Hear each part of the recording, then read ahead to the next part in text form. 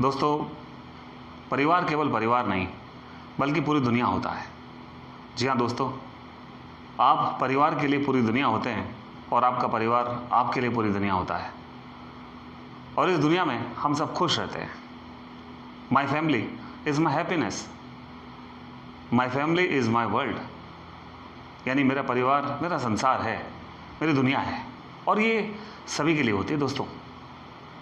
जी हाँ दोस्तों, परिवार में माँ बाप को समझना मुश्किल है, क्योंकि माँ बाप सीढ़ी के किसी पायदान की तरह नहीं होते जिन पर चढ़कर कोई भी आदमी ऊंचाइयां छू लेगा, बल्कि माँ बाप जड़ की तरह होते हैं। और जड़ जितनी मजबूत होती है वो पेड़ भी उतना मजबूत होता है, और उसी से परिवार बनता है। जी हाँ दोस्तों, माँ बाप की महानता को समझना उतना ही मुश्किल है जितना भगवान की महानता को। और इस दुनिया में माँ बाप की महानता सबसे बड़ी है, इस दुनिया में ब्रह्मांड से भी बड़ी है, जिसको समझना थोड़ा सा मुश्किल होता है। मगर मैं एक स्टोरी से कोशिश कर रहा हूँ कि मैं माँ बाप की महानता को थोड़ा सा आपके सामने रख सकूँ। दोस्तों, एक नगर में एक बेटा अपने माँ बाप के साथ रहा करता था। माँ बाप अपनी जीविका चलाने के लिए छोटा सा काम किया करते थे और अपने बच्चे को पाल रहे थे। बहुत खुश थे। बच्चा स्कूल में पढ़ने जाता था। लगभग उसकी उम्र 14 वर्ष रही होगी। 14 वर्ष की उम्र में जो बच्चे मस्ती करते हैं, मजाक करते हैं, खेलते कूदते हैं, पढ़ते हैं, उसे न जाने कहाँ से एक बुरी संगत लग गई और वो उस बुरी संगत में फंसता चला गया। और वो बुरी संगत में इतना फंस गया कि उसे अपना घर छोड़ दिया।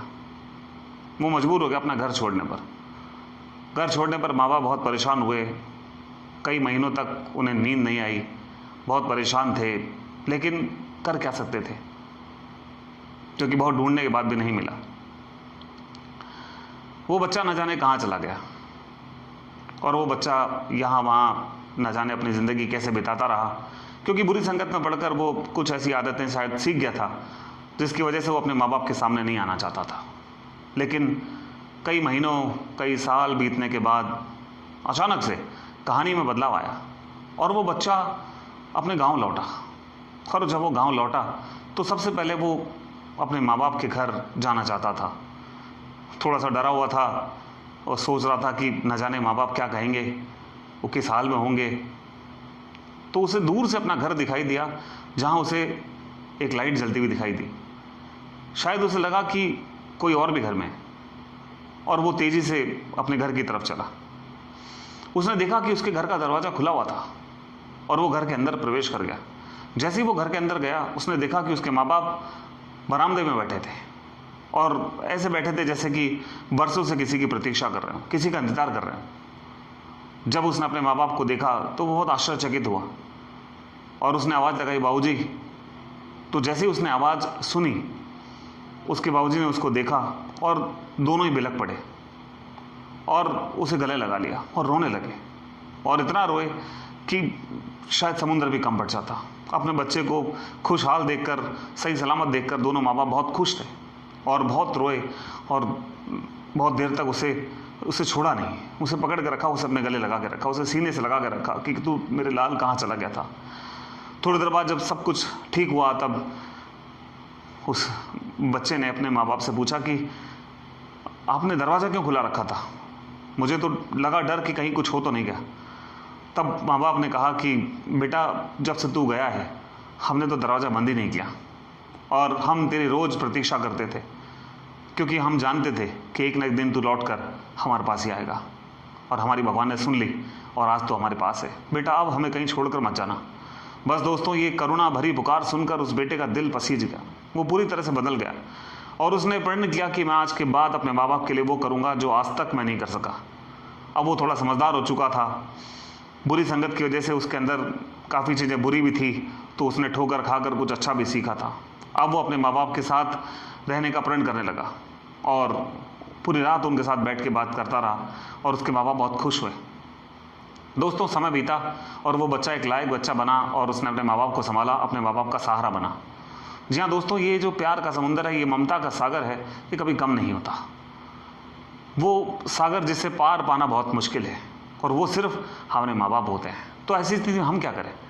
तो हमें इतना सा करना है दोस्तों कि हम जब अपने परिवार में हैं तो हम सबसे खुशनसीब हैं, कि हम अपने परिवार में रहते हैं साथ, और जहाँ हमारे साथ कुछ बच्चे भी रहते हैं, बड़े बुजुर्ग भी रहते हैं, तो सबसे पहला धर्म और सबसे पहली जो कर्तव्य है वो यह है कि हम अपने घर के बच्चों को और अपने बुजुर्गों को, उनको कभी कोई कष्ट न दें।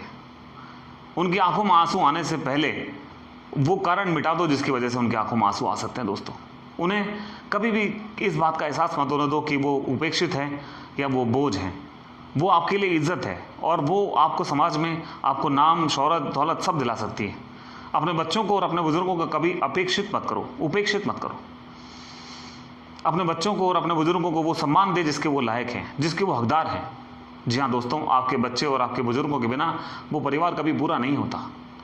आप जब काम से लौटते हैं तो काम की टेंशन नहीं, बल्कि अपने साथ खुशियां लेकर घर पहुंचे। अपने बच्चों के साथ बांटें, अपने बुजुर्गों के साथ बांटें। जब अपने पास समय हो तब उनके साथ बैठें, उनके साथ अपने दिन की कुछ बातें शेयर करें, उनको अच्छा लगेगा। दोस्तों, वो सिर्फ आपसे थोड़ी देर का प्रेम और आदर और सत्कार चाहते हैं और कुछ नहीं चाहिए। उन्हें दौलत दे के देखो, उन्हें नहीं चाहिए। उन्हें आपकी प्रेम चाहिए, आदर सत्कार चाहिए, और इसके अलावा उनकी कोई डिमांड नहीं होती। दोस्तों, वो आपसे सिर्फ प्यार से सुनना चाहते हैं अपने मुंह से अपने माँ बाप का नाम, और ये हर परिवार में होना चाहिए, क्योंकि माँ बाप की वजह से आज जो कुछ भी हम हैं वो उनकी वजह से है। आज जो कुछ भी हम हैं वो अपने परिवार की वजह से हैं। आज अगर हम चल फिर रहे हैं, आज हम इतने बड़े हैं, तो वो उसके पीछे एक आशीर्वाद है जो हमारे परिवार का है, जो हमारे साथ हमेशा रहता है। जी हाँ दोस्तों, इसलिए मैंने कहा था कि परिवार केवल परिवार नहीं बल्कि पूरी दुनिया होता है, और उस दुनिया में प्रेम के अलावा कुछ नहीं है। This is the world of happiness. ये एक खुशियों भरा संसार है जहाँ पर आपको सिर्फ खुशियाँ बांटनी और कुछ नहीं। और इस परिवार में रहकर आप वो सब कुछ कर सकते हैं जो आप चाहते हैं। जब आप घर से काम पर लौटें तो अपने बच्चों के लिए, अपने बुजुर्गों के लिए कुछ ना कुछ लेकर जाएं, उन्हें बहुत सुख मिलता है। और जब आप अपने परिवार के बच्चों और बुजुर्गों को सुख देने में सक्षम हो जाते हैं तो हर तरह का सुख आपकी झोली में आने को तैयार रहता है। दोस्तों, आप बच्चों के लिए खिलौने ले जा सकते हैं, लेकिन उनके चेहरे पर वो मीठी सी मुस्कान कहाँ से लाओगे? आप अपने बुजुर्गों के लिए शॉल ले जा सकते हैं, छड़ी ले जा सकते हैं, लेकिन उनसे वो आशीर्वाद कहाँ से लाओगे? तो दोस्तों, ये मीठी सी मुस्कान और ये आशीर्वाद आपको वहीं मिलेगा जहाँ वो है, और वो तब मिलेगा जब आपके घर में उन बच्चों का और उन बुजुर्गों का पूरा सम्मान होता है। जब भी आप घर पे पहुँचे, थोड़ी देर के लिए जब आप खाना वाना खा के फ्री हो जाते हैं तो उनके साथ समय बिताएं। आप चाहे स्टडी करते हैं, आप जॉब करते हैं, आप बिजनेस करते हैं, उनसे अपने काम के बारे में परामर्श लीजिए। भले हो सकता है कि वो आपको किसी तरह का तर्क ना दे सके, लेकिन आपको हाँ ना में तो जवाब दे सकते हैं। दोस्तों, ये हाँ और ना ही उस भगवान की मर्जी होती है। उनकी हाँ और ना में भगवान की मर्जी शामिल होती है। दोस्तों, आपको जवाब स्वतः मिल जाएगा कि आपको कोई काम करना है या नहीं। अगर उनकी ना है तो समझिए ना, और उनकी हाँ है तो समझिए हाँ। और यही इस परिवार में रहने का सुख है जो हर किसी को नसीब नहीं होता है। और अगर आपको वो मिला है, आप उस खुशनसीब बच्चे की तरह हैं जिसके पास ये पूरा परिवार है, तो आप दुनिया के सबसे खुशकिस्मत इंसान हैं। मैं तो ये कहूँगा, उसमें से मैं भी हूँ, क्योंकि परिवार के बिना आदमी कभी खुश नहीं हो सकता। परिवार है तो सब खुशियाँ हैं। कहते हैं कि भगवान के बाद माँ बाप, यानी कि माँ बाप ही वो शख्स होते हैं जिनकी आप हर हाल में पूजा कर सकते हैं। रामायण में भगवान श्री राम ने कहा था कि माँ बाप को चाहे सारा संसार भी त्याग दे, चाहे वो कितने भी बुरे क्यों ना हो, लेकिन एक पुत्र के लिए वो हमेशा पूजनीय होते हैं। दोस्तों, हमेशा, वो किसी भी स्थिति में हो, लेकिन वो एक पुत्र के लिए हमेशा पूजनीय होते हैं, होते थे और रहेंगे। और जो व्यक्ति इस स्थिति में भी उनको पूजनीय मानकर उनकी पूजा कर सकता है, उसे संसार का हर सुख नसीब होने वाला है। ये लाइन को अंडरलाइन कर लेना दोस्तों, ये बात बिल्कुल पूरी तरह से प्रूव है, और ये बात 16 आने सच है।